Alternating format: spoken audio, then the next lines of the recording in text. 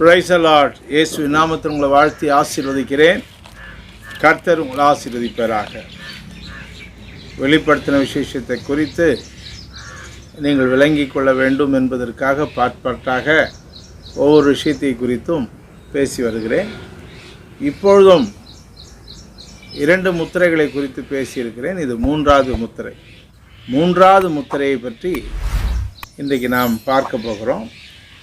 இந்த 3வது முத்திரை உடைக்க போகும்பொழுது ஒரு ஜீவன் வந்து பார் எனக்கு சொல்லுகிறது. யோவான் போய் பார்க்கிறார். அதில் ஒரு கருப்பு குதிரை ஏறி இருக்கிறவன் தராசை பிடித்திருக்கிறான் என்பதாக ஒரு காட்சியை அவர் பார்க்கிறார். இதிலிருந்து இந்த சூழ்நிலையை, அந்த காலங்களை, அந்த சமயங்கள்லாம் எப்படி இருக்க போகிறது என்பதை அந்திகிறிஸ்து ஆட்சியில் 3வது ஒரு சூழ்நிலை அங்கே வருகிறது. அவனுடைய கேரக்டர் தராசு பிடித்தவனாக, தராசை கையில் பிடித்தவனாக இருக்கிறான். அதில் திராட்சை ரசத்தையும் எண்ணெயும் சேதப்படுத்தாதே என்று 4 ஜீவன்களிலிருந்து ஒரு குரல் கேட்பதாக நாம் வாசிக்க கேட்கிறோம், படிக்க கேட்கலாம். 6ஆம் அதிகாரம் 5-6ஆம் வசனம். அவர் 3ஆம் முத்திரையை உடைத்த பொழுது 3ஆம் ஜீவனானது, நீ வந்து பார் என்று சொல்ல கேட்டேன். நான் பார்த்த பொழுது இதோ ஒரு கருப்பு குதிரையை கண்டேன். அதன் மேல் ஏறி இருந்தவன் ஒரு தராசை தன் கையிலே பிடித்திருந்தான். அப்பொழுது ஒரு பணத்திற்கு 1 படி கோதுமை என்றும் 1 பணத்திற்கு 3 படி வார்கோதுமை என்றும் எண்ணெயையும் திராட்சரசத்தையும் சேதப்படுத்தாதே என்றும் 4 ஜீவன்களின் மத்தியிலிருந்து உண்டான சத்தத்தை கேட்டேன். அவர் இப்படி ஒரு காட்சி அவர் காண்கிறார். அதனுடைய ஆவிக்குரிய அர்த்தம் என்னவென்றால், அந்தி கிறிஸ்துவனுடைய முதல் பாதி 3 வருஷத்தில் அவனுடைய குணசீலம் ஒரு பஞ்சத்துக்கு நேராக போகிறது. அவங்களுக்கு சாதகமான மக்களுக்கு நல்ல லாபகரமாக அவன் படியளிக்கிறான்.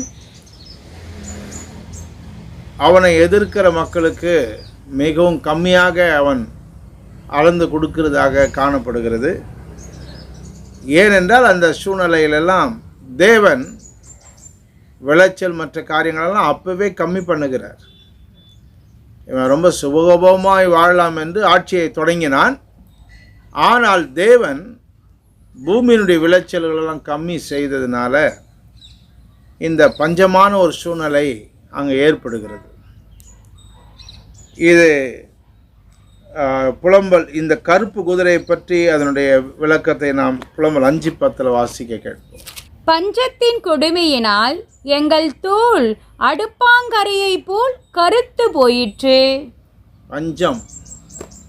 பஞ்சம் சொன்னாலே கருப்பு தான். அதனால் என்னுடைய ஆட்சி தொடங்கின முதல் 3 வருஷத்தினுடைய சில மாதங்கள் சென்ற பிறகு இப்படி ஒரு நிலைமை அவனுக்கு ஏற்படுகிறது.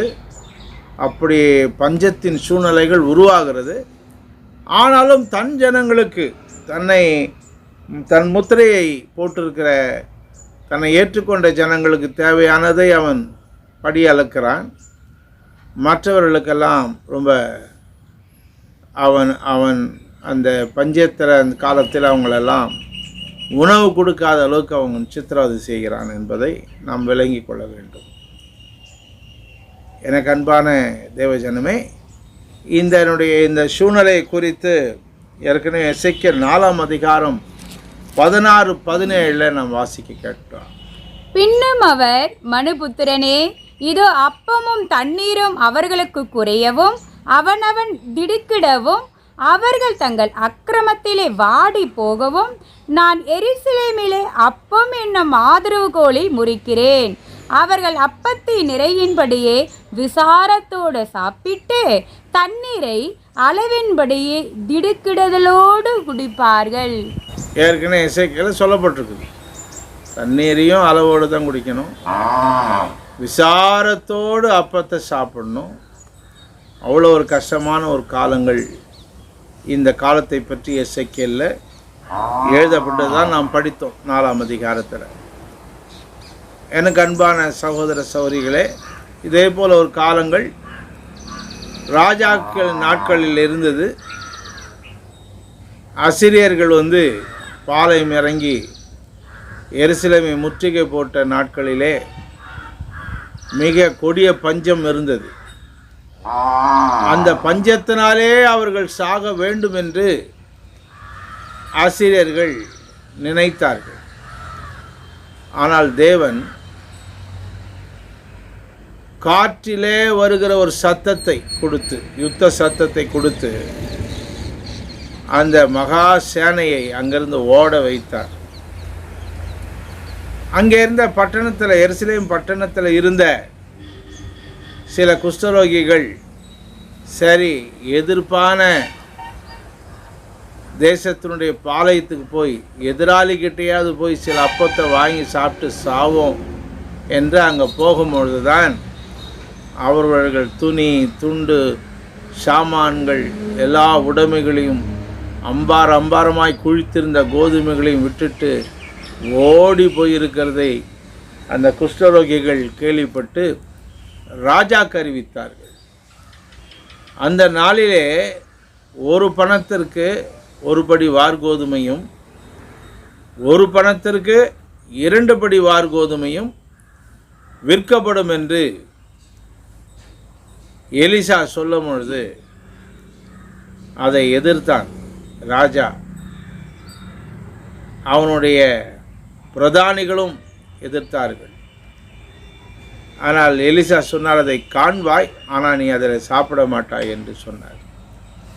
ராஜா சொன்னார், வானத்திலிருந்து கொட்டுனா கூட இந்த பஞ்ச காலத்தில் அவ்வளோ சீப்பாக யாருக்கும் கோதுமையை வழங்க முடியாது என்று சொன்னார். படிக்க கேள். அப்பொழுது எலிசா, கர்த்தருடைய வார்த்தையை கேளுங்கள், நாளை இந்நேரத்தில் சமாரியாவின் வாசலிலே 1 மரக்கால் கோதுமை மா 1 சேக்கலுக்கும் 2 மரக்கால் வார்கோதுமை 1 சேக்கலுக்கும் விற்கப்படும் என்று கர்த்தர் சொல்லுகிறார் என்றான்.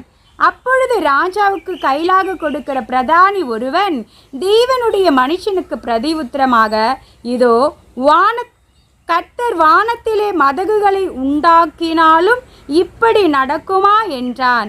அதற்கு அவன், உன்னுடைய கண்களினாலே அதை காண்பாய், ஆனாலும் அதிலே சாப்பிட மாட்டாய் என்றார். இப்படி ராஜாவும் நம்பவில்லை, அவங்க கூட வந்த பிரதானியும் நம்பவில்லை. இங்கே 1 பணத்துக்கு 1 கோதுமையும் 1 படி கோதுமையும் 1 பணத்துக்கு 3 படி வார்கோதுமையும் வழங்குகிறான். தனக்கு சாதகமாக இருக்கிற மக்களுக்கு வணங்குவான். தன்னுடைய நாமத்தையோ தன்னுடைய ராஜ்யத்தை விரும்பாத ஜனங்களுக்கு மிக கொடிய பஞ்சமாக அந்த காலம் இருக்கும். பஞ்சத்தாலேயே வருந்தி போக தண்ணீரை 1 கிளாஸ் தண்ணீரும் அவ்வளோ காசுக்கு வாங்கி குடித்து அவர்கள் ஜீவனம் பண்ணக்கூடிய நாட்களாக அது காணப்படும். ஒருவேளை கைவிடப்பட்ட கிறிஸ்தவராக இருப்பில்லானால் இவ்வளோ சூழ்நிலைகள் இருக்கிறது.